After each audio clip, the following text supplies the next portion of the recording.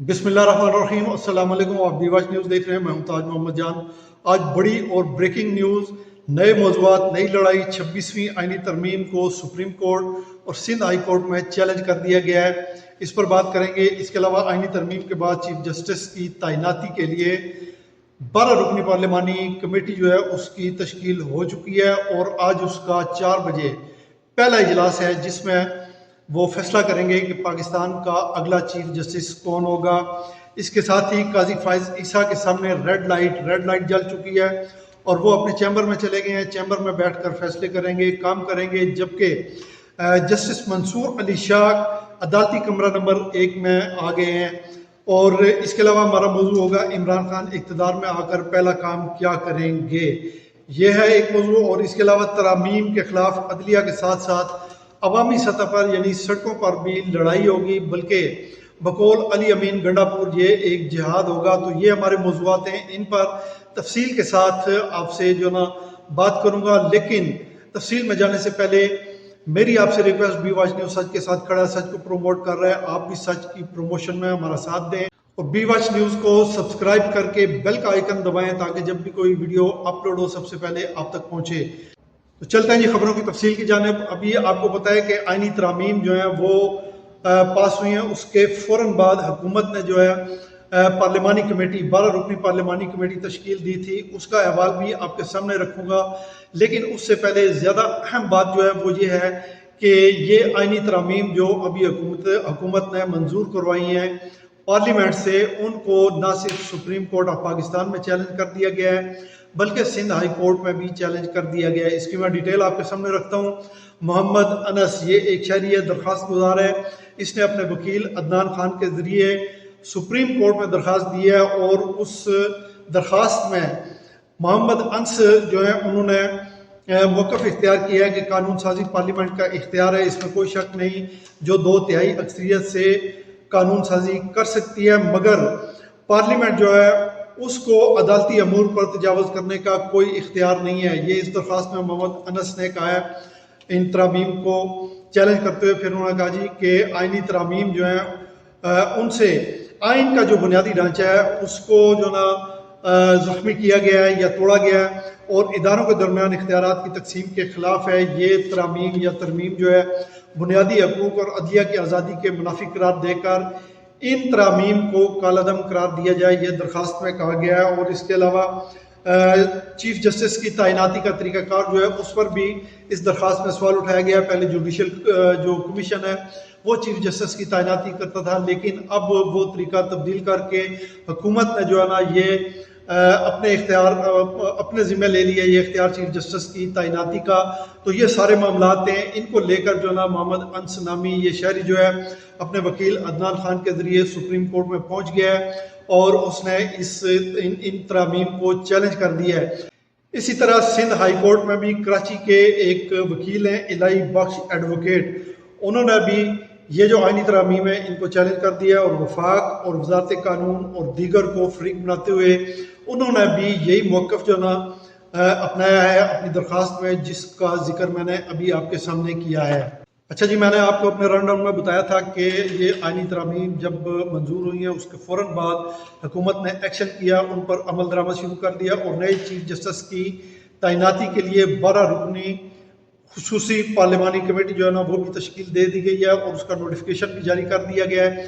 پہلے میں چاہتا ہوں آپ کو وہ نام بتا دوں جو اس کمیٹی میں شامل ہیں۔ پاکستان مسلم لیگ نون کی طرف سے اعظم نذیر تارڑ ہیں، خواجہ آصف ہیں اس کمیٹی میں شامل ہیں، احسن اقبال اور شائستہ پرویز اس کمیٹی میں شامل ہیں، جبکہ پاکستان پیپلز پارٹی کے فاروق ایچ نائک، راجہ پرویز اشرف اور نوید قمر وہ بھی اس جو کمیٹی ہے اس میں شامل ہیں، اور پاکستان تحریک انصاف اور سنی اتحاد کونسل یہ دونوں کا ملا جلا ایک معاملہ ہے۔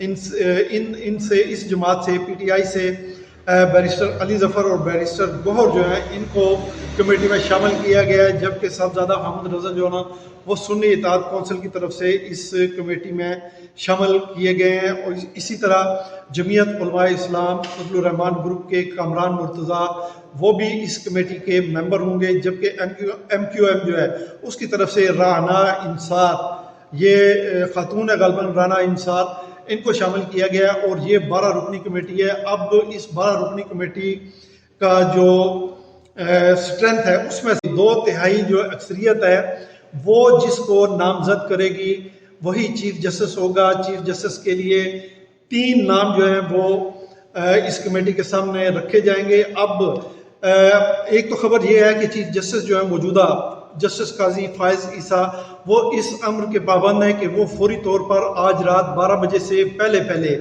کسی وقت بھی 3 سینئر ترین ججوں کی لسٹ یا نام جو ہے وہ اس کمیٹی کو بھیجیں یا وزارت قانون کو بھیجیں۔ اب وزارت قانون جو ہے نا یہ 3 نام جو ہے اس کمیٹی کے سامنے رکھے گی۔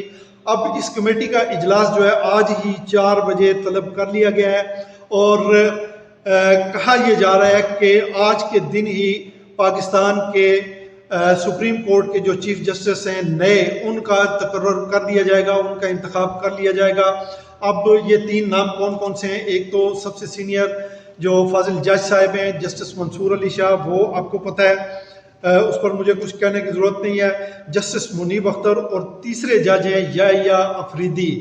اب جو باخبر ذرائع ہیں حکومت میں بیٹھے ہوئے ہیں اور حکومت کے ساتھ وابستہ جو صحافی ہیں، دانشور ہیں یا کچھ دیگر لوگ ہیں، ان کو جو نا یقین ہے، وہ بڑے وثوق کے ساتھ کہہ رہے ہیں کہ یحییٰ افریدی جو ہے وہ پاکستان کے اگلے چیف جسٹس ہوں گے۔ حکومت جو ہے نا اس پر اس کو کوئی ابہام نہیں ہے، وہ جسٹس یحییٰ افریدی کو جو نا وہ نامزد کرے گی۔ گویا پاکستان کے آنے والے جو چیف جسٹس ہیں نئے جو جگہ لیں گے قاضی فائز عیسیٰ کی، وہ یحییٰ افریدی ہوں گے۔ دوسری جانب آئینی بینچ، اسی آئینی ترمیم میں آپ کو پتہ ہے کہ حکومت جو ہے نا آئینی معاملات ان کی سماعت کے لیے حکومت نے آئینی بینچ بنانے کا فیصلہ کیا، یہ قانون بن چکا ہے اور اب آئینی بینچ جو ہے اس کے لیے جسٹس امین الدین خان اور جسٹس جمال مندوخیل یہ 2 فاضل جج صاحبان ہیں۔ ان میں سے کوئی ایک جو فاضل جج ہیں وہ اس آئینی بینچ کے سربراہ ہوں گے۔ اب یہاں پہ کچھ سوالات پیدا ہوتے ہیں، عوام کے ذہن میں سوال ہیں، ہم سے لوگ سوال کرتے ہیں کہ یہ کورٹ ود ان کورٹ جو ہے آئینی بینچ جو ہے یہ کس طرح کام کرے گا؟ کیا اس کا فیصلہ جو ہے سپریم کورٹ کے جو چیف جسٹس ہوں گے یا دیگر جج ہوں گے وہ اس کے خلاف جو نا اگر کوئی درخواست آتی ہے تو وہ سن سکیں گے یا نہیں سن سکیں گے، ان کو اختیار ہوگا یا نہیں ہوگا، یا پھر کوئی جب یہ فیصلہ کرے گا آئینی بینچ تو اس کے خلاف اگر کوئی درخواست دینا چاہے تو کیا آئینی بینچ میں ہی درخواست دے گا؟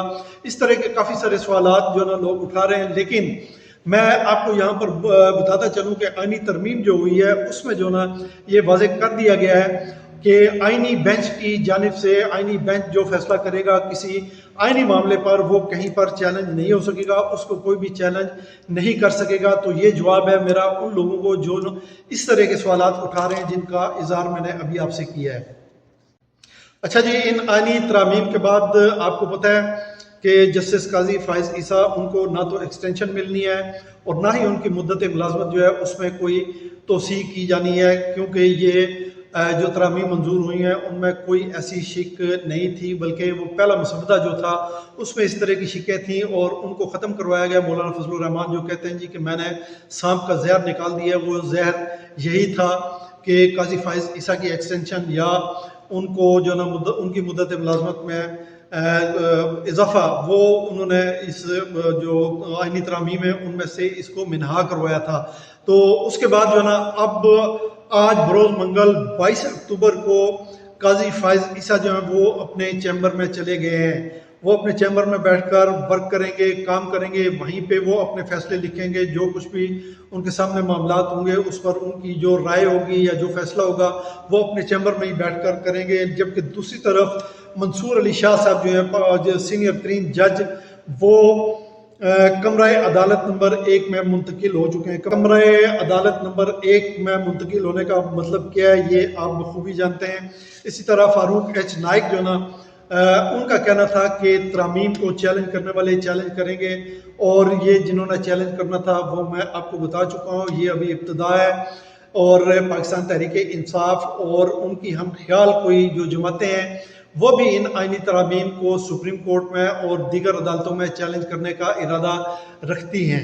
اچھا جی، یہ جو آئینی ترامیم ہوئی ہیں ان میں پہلے مولانا فضل الرحمان صاحب جو جمعیت علماء اسلام کے امیر ہیں ان کا موقف کچھ اور تھا، وہ مسلسل ایک تسلسل کے ساتھ پارلیمنٹ کے اندر قومی اسمبلی میں بھی اور اسمبلی سے باہر جہاں کہیں بھی ان کو موقع ملتا تھا میڈیا ٹاک ہو یا کوئی ان کے ساتھ پروگرام ہو، اس میں وہ یہی کہتے رہے جی کہ ہم ان آئینی ترامیم کا حصہ ہرگز نہیں بنیں گے. لیکن اب کھل کر مولانا فضل الرحمان پر تنقید ہو رہی ہے اور پاکستان تحریک انصاف کے کچھ لوگ خاص طور پر بیرسٹر شیر افضل مروت جو ہیں وہ یہ کہہ رہے ہیں جی کہ میں پہلے دن سے یہ کہہ رہا ہوں کہ مولانا فضل الرحمان جو ہے وہ ہمارے ساتھ نہیں جائیں گے، وہ حکومتی اطاعت کے ساتھ جائیں گے. ان کو جہاں پہ اپنا فائدہ نظر آتا ہے ادھر جاتے ہیں. یہ میں نہیں کہہ رہا، یہ بیرسٹر گور کہہ رہے ہیں.